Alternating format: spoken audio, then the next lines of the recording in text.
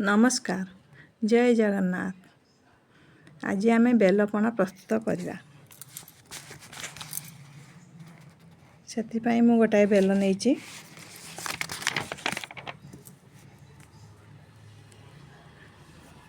गोटाए bell गोलमरीच गुड़ नहीं आम बेलपणा प्रस्तुत करवा। अल्प जिनस बेलपणा प्रस्तुत करवा। बेल को प्रथम दुई फाड़ करनवा ता भीतर सब बाहर करनवा। तापर से आम गोटे ग्लास पानी दबा चगटिकी बाहर करनवा मंजी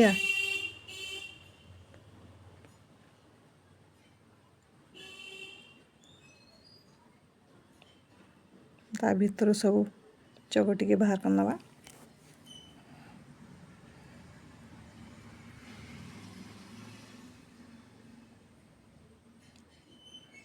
तापर ता गोटे छणारे छाणीदवा से गुड़ देदवा। आपण जी मीठा खाइबे से गुड़ देवे। एटा छोट बेलटा 2 ग्लास पणा हब। तापर से गोलमरीच गुंड दे फेंटी दवा।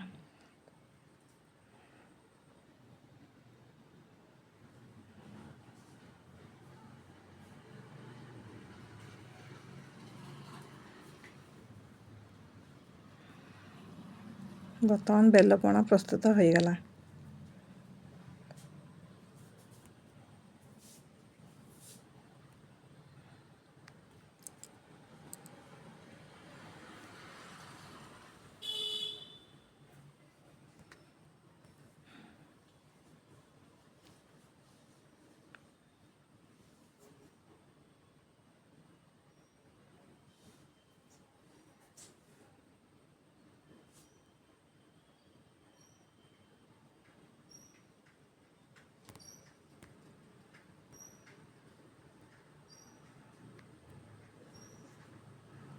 आपण घरे बनैकी एमिति खाइबे।